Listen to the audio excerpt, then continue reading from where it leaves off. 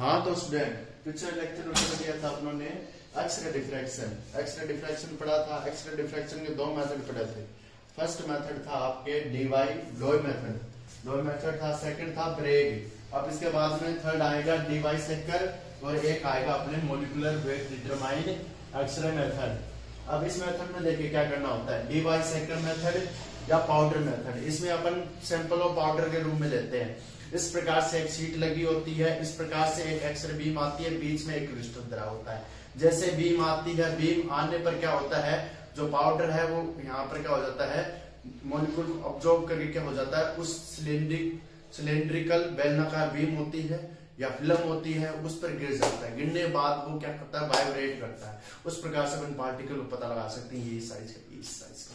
और metal ion के रूप में होते हैं, एक प्लस एक नेगेटिव के रूप में होते हैं। सिलेंड्रिकल बीम पर होते हैं तो स्टूडेंट क्या होते हैं, एक सिलेंड्रिकल होता है, इसमें मापांक लगे होते हैं, एक x, x1, x2, x3 चारों इस प्रकार से। तो यहाँ पर लिखिए student D by second method, D by second method लिखिए या पाउडर मेथड, इसे लिखिए। इस मेथड का सर्वप्रथम प्रयोग डी बाई सेकर ने किया था। डी बाई सेकर ने किया था। यह एक प्रकार की एक्सरे एनालिटिकल मेथड है, इसलिए इसको डी बाई सेकर मेथड भी कहते हैं। तथा इस मेथड में सैंपल के रूप में पाउडर का उपयोग किया जाता है, इसलिए इसे पाउडर मेथड भी कहते हैं। कौन सा मेथड, पाउडर मेथड भी कहते हैं। अब इसके बाद में लिखिए क्रिस्टल आयन व पाउडर मेथड। क्रिस्टल आयन व पाउडर मेथड के रूप में सैंपल को इसमें लिया जाता है। क्रिस्टल आयन में मेटल व क्रिस्टल आयन के रूप में मेटल ले सकते हैं और पाउडर मेथड में सैंपल के रूप में लिया जाता है। अब इसके बाद में लिखिए इंस्ट्रूमेंटेशन लिख लीजिए। इसमें जब एक्सरे बीम या इंसिडेंट बीम एक सिलिंड्रिकल ग्लास कैपिलरी से बने सैंपल पर गुजारी जाती है तो गुजरने के बाद यह बीम में रखा सैंपल इस बीम में जो सिलिंड्रिकल फोटोग्राफिक फिल्म है उसके अंदर रखा सैंपल इस बीम को ऑब्जॉर्ब करता है तथा यह इंसिडेंट रे थीटा के रूप में आती है तथा रिफ्लेक्शन होकर 2 थीटा का एंगल देती है। 2 थीटा का एंगल या 2 थीटा का स्कैटर्ड एंगल देती है। स्कैटर्ड एंगल दे दिया। अब इसके बाद स्टूडेंट क्या होगा, जैसे ये बीम ने ऑब्जॉर्ब किया, ऑब्जॉर्ब करने के बाद ये पाउडर बिखर जाएगा इस पर प्लेट पर। इसको मैं ओवरव्यू दिखाऊंगा आपको कैसा है। इससे मापांक लगे होते हैं, यहाँ पर x1, यहाँ पर x2, x3 इस प्रकार से बताएंगे। ये x1 पे आया यार, ये x2 पे आया, जो पास आया वो ज्यादा भारी होगा, जो दूर गया है वो हल्का होगा, इस प्रकार से। यहाँ पर slit system, molecular weight determine करने की विधियां हैं सभी। बायोपॉलीमर चल रहा है, बायोपॉलीमर की यूनिट नंबर सेकंड चल रही है, डिफ्रैक्शन मेथड है। अब यहाँ पर देखिए क्या हुआ, एक्सरे बीम आई, थीटा एंगल से आई इंसिडेंट के रूप में, और यहाँ पर क्रिस्टल लगा है, थीटा से रिफ्लेक्ट होकर 2 थीटा में। यहाँ पर लीड स्टॉप है, इसको स्टॉप रखने के लिए यहाँ पर ये स्लिट सिस्टम लगा हुआ है, स्लिट लगाई हुई है। एक गत्ते रूपे चीजें होती है, उसको बोलते हैं स्लिट, यानी टुकड़ा मान लीजिए, बीच में रुकावट मान लीजिए, वो होता है स्लिट। अब यहाँ पर क्रिस्टल ग्लास कैपिलरी है, इस प्रकार से ये एक्सरे बीम है, ये है इस प्रकार से। अब देखिए क्या लिखेंगे, ये लिख लिया। अब यहाँ पर लिखिए, इसका मैं दिखाता हूं।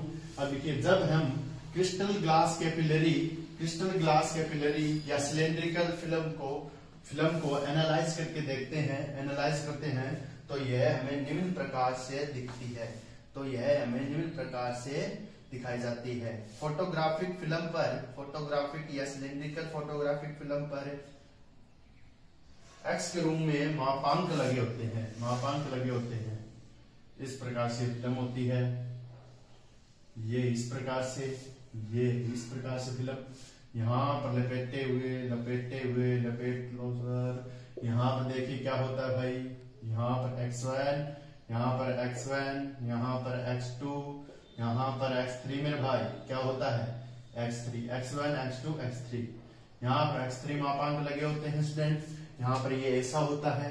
इसके बाद में क्या होता है स्टूडेंट, अलग अलग यहाँ पर क्रिस्टल होती है, फोटोग्राफी, ठीक है। Analyse view of photographic plate, photographic film. Photographic film का क्या है, ये एनालाइज व्यू है, या उसको बढ़ा करके दिखाया है। ये मापांक लगे होते हैं। अब यहाँ पर मापांक लगे होते हैं, सिलेंड्रिकल है, ये सिलेंड्रिकल दिख रहा है इस प्रकार से, x1 पे अलग, x2 पे अलग। अब यहाँ पर स्टूडेंट अपन नोट करते हैं और एक समीकरण देते हैं। क्या समीकरण देते हैं वो लिखिए स्टूडेंट, और वो देखिए। यहाँ पर देते हैं अपन L 2 पाई r 2 थीटा 360 इंसिडेंट फिल्म की त्रिज्या, ठीक है। यहाँ पर एक समीकरण देते हैं स्टूडेंट, r बराबर फिल्म की त्रिज्या, फिल्म की रेडियस, क्या है स्टूडेंट, RADIUS, रेडियस, ठीक है। यहाँ पर इंसिडेंट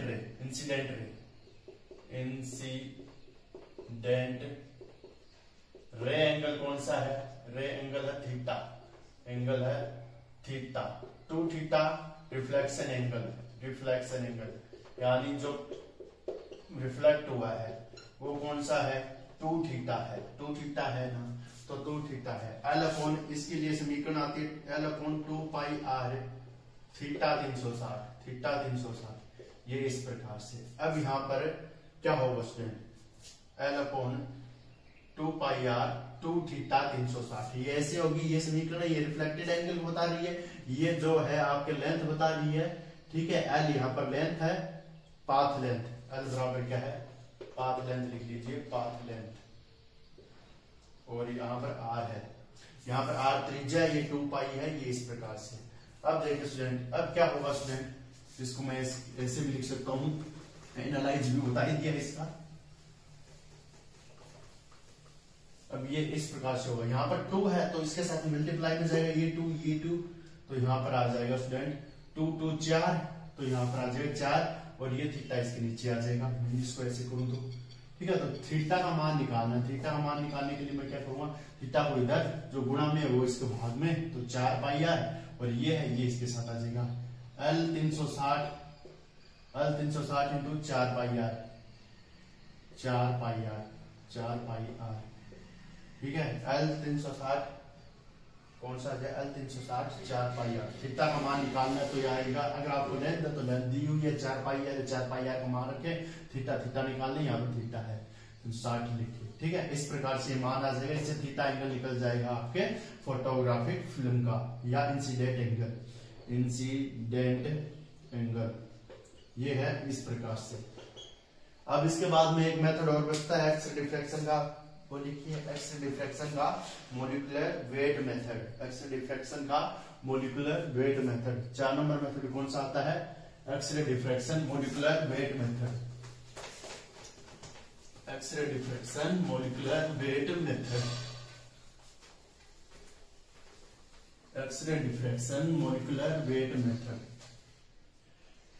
कौन सा आता है, X ray diffraction molecular weight method, MW method, molecular weight method. यहाँ पर सिमेट्रिक और एसिमेट्रिक दोनों पार्टिकल होते हैं, देखिए किस प्रकार से लिखा।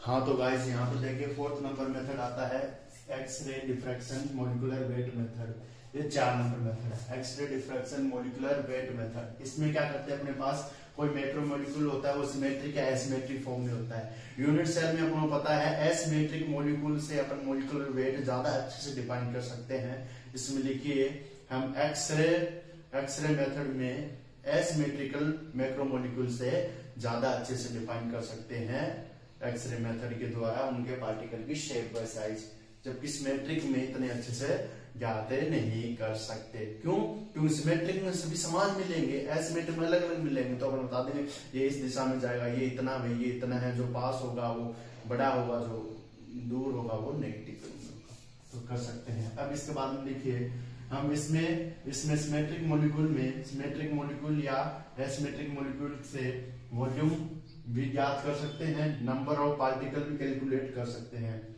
अब इसके बाद लिखिए जो एसिमेट्रिक मैक्रोमोलिक्यूल है उसको निम्न समीकरण की सहायता से ज्ञात किया जा सकता है।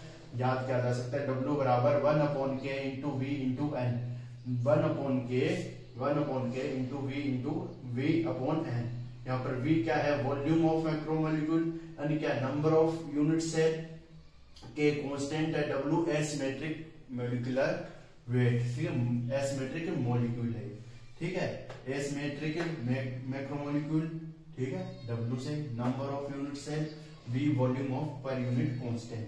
ये हो गया एस्पिरेट आपका। अब इसमें ORD बचा है, ORD भी है स्टूडेंट है, थोड़ा है आपके ORD एप्लीकेशन है, ORD ऑप्टिकल रोटेटेड डिस्पर्शन है, उसमें सर्कुलर डाइक्रोलिज्म है, उसको बताया जाएगा ORD क्या होता है। और ORD के बाद में अपन पोलराइजेशन ऑफ प्लेन कंडीशन पढ़ेंगे, फिर इसके बाद में अपन थ्योरी ऑफ डाइकोडिज्म की बात करेंगे, थ्योरी ऑफ ऑप्टिकल रोटेशन की बात करेंगे, वो करेंगे नेक्स्ट लेक्चर में। ओके गाइस, मिलते हैं नेक्स्ट लेक्चर में, बाय गाइस।